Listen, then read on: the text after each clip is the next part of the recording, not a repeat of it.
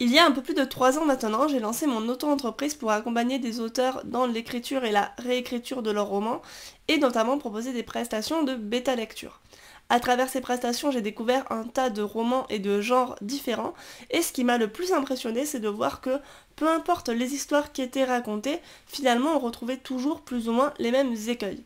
Alors, qu'est-ce que j'entends par écueil? Je parle de ces erreurs que l'on fait le plus fréquemment, dans lesquelles on tombe tous, et c'est tout à fait normal, parce que dans un roman, il y a beaucoup de paramètres à prendre en compte, que ce soit le développement des personnages, la cohérence de l'univers, la façon dont vous allez travailler l'intrigue et son rythme, ou encore le style d'écriture. Mais dans cette vidéo, je vais vous parler d'une chose qui regroupe tout un ensemble d'erreurs qu'on fait toutes et tous, c'est le fait de ne pas faire assez confiance au lecteur.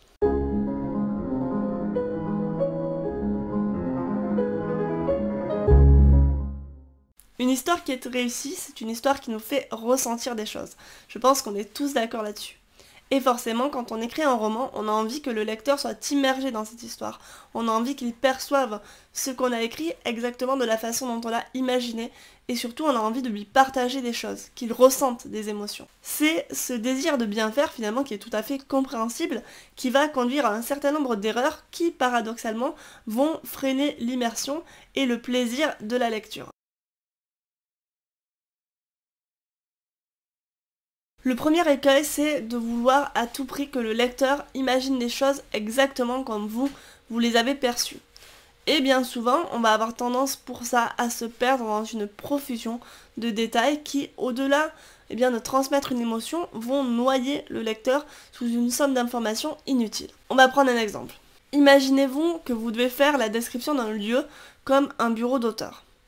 Bien souvent, on va se retrouver à vouloir faire l'inventaire d'absolument tout ce qui s'y trouve pour être sûr que le lecteur se représente bien les choses exactement comme on voudrait qu'il se les représente. Lorsque vous décrivez un bureau d'auteur, vous pouvez passer du temps à décrire toutes les étagères, les livres qui s'y trouvent, la marque des carnets sur le bureau, la poussière qui papillonne dans l'air, la façon dont les stylos sont éparpillés sur la table, etc., etc.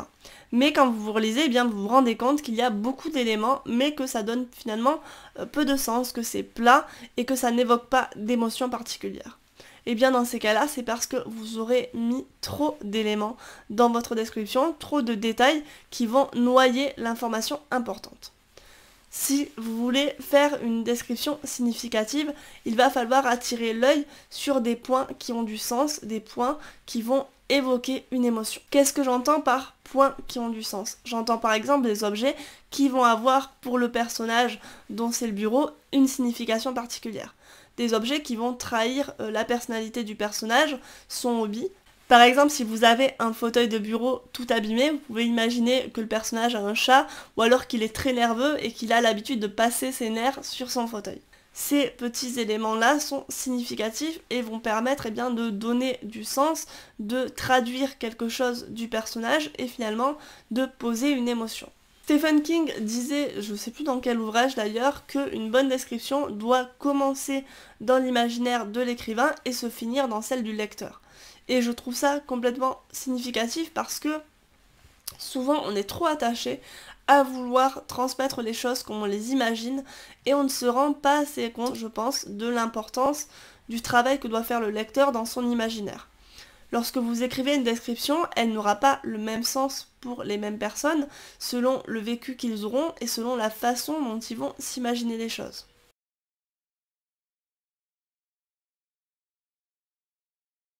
La deuxième erreur, et elle rejoint un petit peu la première, c'est d'avoir peur de ne pas être assez précis. Et ça, vraiment, je crois que c'est ce que je dis le plus en bêta lecture. Arrêtez de donner autant de détails ou alors superflus.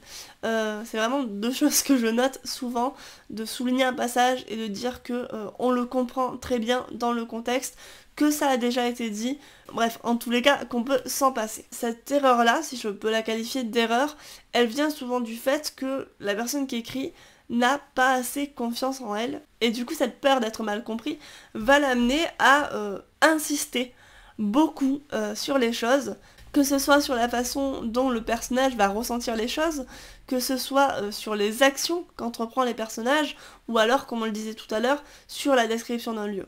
et c'est lourd. C'est vraiment très très lourd parce que ça amène une impression de répétition dans l'histoire, ça fait piétiner la narration et plus embêtant encore, ça peut donner l'impression au lecteur que vous pensez qu'il n'est pas en mesure de comprendre en fait ce que vous lui dites. Prenons un exemple. Un personnage vient de rompre, hein, donc forcément on se doute que dans le contexte, il est assez malheureux, et vous décrivez que il se ferme, que ses épaules sont voûtées, et qu'il commence à pleurer. Là, clairement, l'émotion, elle est limpide, hein. Mais vous vous sentez quand même obligé de préciser, il était triste. Ou alors, Victor était accablé par le chagrin. En fait, c'est superflu. Vous l'avez déjà montré qu'il était triste. Vous avez déjà transmis une émotion. Et même sans ça, dans le contexte, on devine sa tristesse. Le fait de le répéter, finalement, ça alourdit la scène et ça donne l'impression au lecteur que vous le prenez trop par la main. N'oubliez pas qu'une histoire immersive, c'est pas seulement une histoire qui va nous transmettre des émotions, c'est une histoire dans laquelle, en tant que lecteur, on va pouvoir être actif, on va pouvoir émettre des hypothèses, on va pouvoir réfléchir à ce qu'on est en train de lire. Si on nous donne tous les éléments sur un plateau, eh bien on peut se sentir finalement assez passif dans la lecture, on a l'impression de prendre note d'informations et on n'est pas investi dans la scène et dans ce qui se passe. Cette erreur, je la retrouve aussi beaucoup dans les livres jeunesse ou young adult, à destination donc d'un public plus jeune, parce que on peut avoir peur quand on s'adresse à ce genre de public qu'ils ne comprennent pas, ou pire, qu'ils comprennent mal ce qu'on essaie de dire, et je pense que ça amène les mêmes écueils que pour la littérature pour adultes, c'est que le lecteur dans ce cas-là a l'impression qu'on ne lui fait pas confiance, il a l'impression d'être pris par la main, et il est beaucoup moins investi dans ce que vous lui racontez.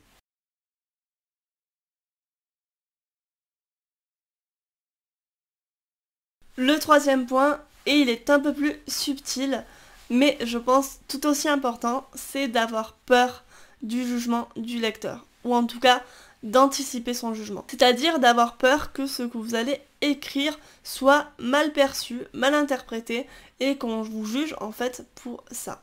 Et cette peur qui, je trouve, prend de plus en plus d'importance au fur et à mesure que notre lectorat grandit, peut nous conduire à nous censurer en fait inconsciemment et à censurer la façon dont on écrit des choses, les thématiques qu'on aborde et ce qu'on voudrait dire. Commençons par enfoncer des portes ouvertes parce que vous savez que j'adore ça. On ne peut pas faire plaisir à tout le monde et c'est tant mieux. Et surtout, on ne peut pas écrire sans jamais froisser personne. Si on comprend tout à fait qu'on ne peut pas parler à tout le monde, puisque forcément on a chacun ses préférences et ses sensibilités, donc ça paraît assez logique qu'on ne se tourne pas tous vers la même histoire ou vers le même genre littéraire, eh bien c'est un peu plus compliqué d'admettre que parfois on va froisser, que parfois les gens ne seront pas d'accord avec nous, et c'est tout à fait normal en fait. Je pense que cette peur, elle est en particulier présente chez les gens timides, et je m'inclus dedans. C'est la peur finalement de faire des vagues. Et il faut la combattre selon moi, parce que si vous avez toujours peur de ce que vont penser les gens, de vous mettre en désaccord avec les gens, vous allez vous retrouver à ne jamais aller au bout de vos idées dans vos écrits, et à écrire des choses qui finalement sont assez plates ou assez convenues. Évidemment, ici, je ne parle pas de véhiculer ou de légitimer des idées volontairement provocatrices, non, pas du tout. Je parle vraiment du fait d'arriver à travailler certaines thématiques qui peuvent être difficiles, d'arriver à présenter des personnages qui auront des vrais défauts, et pas des défauts gentils du style « bon, il est perfectionniste » ou elle est un peu timide ». Je parle de défauts qui peuvent être lourds à porter et qui ont un vrai poids à la fois pour la vie du personnage, mais aussi pour la vie des gens qui l'entourent. Tout ce qui finalement pourrait caractériser une histoire et qu'on minimise parce qu'on a peur de heurter ou d'être jugé. Je vais vous prendre un exemple personnel.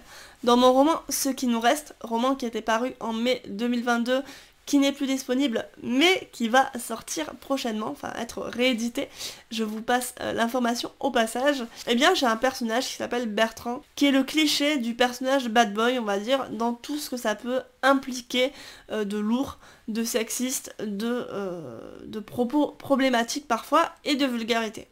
Et évidemment, ce personnage n'est pas présenté comme un modèle à suivre, mais il est ce qu'il est, et forcément, les autres personnages ne cautionnent pas toujours ses faits et gestes. Mais dans un but de crédibilité et de cohérence, eh bien, lorsque Bertrand s'exprime, il n'est pas très fleur bleue, comme vous pouvez l'imaginer, il est assez vulgaire, et j'ai retranscrit dans l'histoire sa vulgarité. C'est un choix qui m'a été reproché par certaines personnes d'un certain âge, parce qu'elles considéraient que ça baissait le style d'écriture global de l'œuvre et que finalement ça donnait une mauvaise image de moi en tant qu'autrice. C'était justifié dans l'histoire, ce n'était pas de la vulgarité gratuite, c'était complètement cohérent vis-à-vis du personnage. Et si j'avais édulcoré ses propos, on en serait arrivé à un personnage plat, qui manquait de relief parce que je n'avais pas osé aller au bout de cette idée.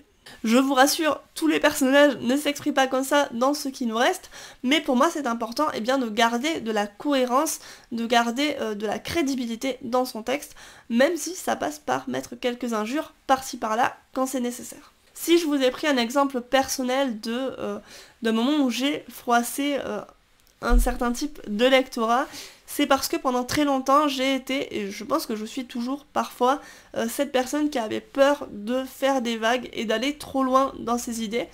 Et du coup inconsciemment je me censurais dans mon écriture et j'allais pas au fond des choses. Et je trouve qu'il n'y a rien de pire en tant qu'auteur, mais en tant que lecteur aussi, quand on sent que l'histoire ne va pas au bout de son idée et qu'on pourrait développer plus et aller plus loin.